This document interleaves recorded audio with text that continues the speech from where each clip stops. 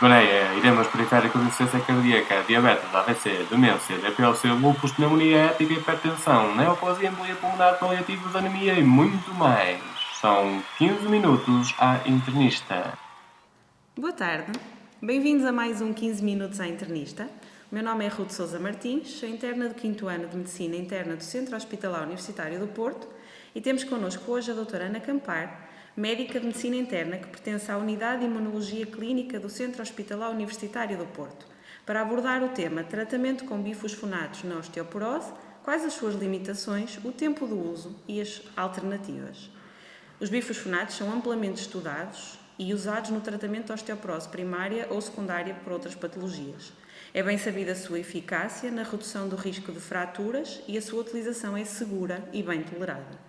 No entanto, surgem preocupações com o seu uso a longo prazo, ainda que nos doentes com osteoporose a maioria dos benefícios ultrapassa os riscos.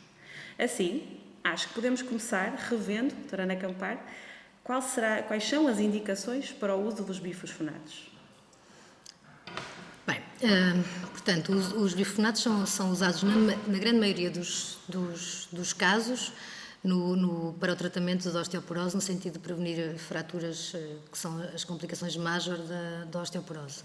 Há outras indicações, dentro da osteoporose, em todas as formas pode ser usados os bifosfonatos, desde a osteoporose pós-menopausa, a osteoporose associada aos glucocorticoides, e há outras indicações em que os bifosfonatos também são úteis, nomeadamente aquela em que eles foram usados a primeira vez, que foi na doença de Paget, na hipercalcemia maligna, em metástases ósseas, também para prevenir o risco de fraturas, e depois, mesmo não havendo um diagnóstico de osteoporose, os bifosfonatos podem e devem ser utilizados em doentes que têm fraturas esporóticas, se for essa a causa da fratura, e também é divulgado o seu uso em doentes que têm um risco de complicação de fratura porótica superior a 20% aos 10 anos.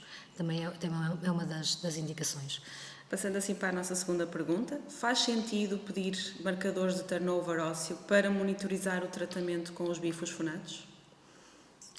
Os marcadores de turnover ósseo têm sido objeto de vários estudos e várias opiniões nos últimos anos. Inicialmente pensou-se que seriam úteis para aqueles doentes em que nós estamos a atingir o limite de tempo do uso de bifosfonatos, para tentar perceber se é seguro interromper a terapêutica com bifosfonatos ou não, e naqueles em que se interrompe, quais é que seriam aqueles que teriam indicação para retomar a terapêutica com bifosfonatos.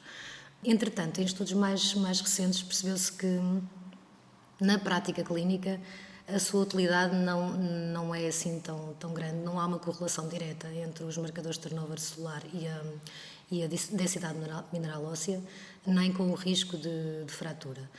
E, portanto, o que fica é que a utilidade que eles têm, neste momento, é essencialmente para avaliar a adesão terapêutica do doente. Mas penso que haverá outras formas mais baratas de aferir isso. Por outro lado, há muitos fatores que influenciam os marcadores de turnover ósseo. Logo à partida, o tipo de comida que o doente ingere, o estar na menopausa ou não, o género, a idade, alguns medicamentos também interferem, até a hora do dia, eles têm um ritmo circadiano e, portanto, na prática, acabam por não ser muito úteis, dados todos estes fatores de variabilidade. Voltando aqui aos nossos bifosfonatos e à nossa pergunta fundamental, quanto tempo é que nós podemos usar os bifosfonatos e se há diferença entre o uso dos bifosfonatos orais e os endovenosos? Ora bem, começando pela segunda parte, não há grandes diferenças entre os orais e os endovenosos. O mecanismo de ação é muito semelhante. O uso dos endovenosos tem como único objetivo a posologia ser mais fácil e os efeitos secundários gastrointestinais serem menores, mas em termos de outro tipo de efeitos não há grandes diferenças entre as duas formulações. O quanto tempo? Pois, é uma questão também bastante debatida. O que é que está preconizado? É suposto nós usarmos os bifosfonatos de forma seguida durante 5 anos. E ao fim de 5 anos ponderar, suspender a medicação temporariamente, fazendo um intervalo de 1 a 2 anos. E depois reavaliar o doente e perceber se é necessário retomar ou não após esse tempo. Por outro lado, há alguns autores que defendem que nos doentes com osteoporose grave, ou seja, aqueles com um score T superior a -3, que se poderá prolongar até aos 10 anos a terapêutica e depois, a partir daí, fazer um intervalo. E isto, obviamente, tem a ver com os efeitos secundários a longo prazo que os bifosfonatos podem ter. Mas o mais utilizado, o mais comum, são mesmo o limite dos 5 anos, interromper 2 anos e depois retomar, se for necessário. E naqueles doentes que, ao fim dos 5 anos e posteriormente ao fim dos 10 anos, mantêm benefício de fazer tratamento com os bifosfonatos, o que é que podemos fazer? Pois, aí nesses casos é fazer uma terapêutica alternativa. Nós, felizmente, agora já temos outras alternativas, a teriparitida, que é um tratamento anabólico, e há os novos fármacos, um deles é o denosumab, não é? Que é um anticorpo monoclonal, e que pode ser usado naquele intervalo em que temos que fazer o doente descansar, digamos assim, do bifosfonado. Podem ser utilizados nesses 2 anos estes fármacos alternativos, porque não têm os efeitos secundários que têm os bifosfonados quando usados a muito longo prazo. Já respondeu aqui à minha última questão, a doutora Ana Campar, que seria realmente perceber se poderíamos usar os outros fármacos.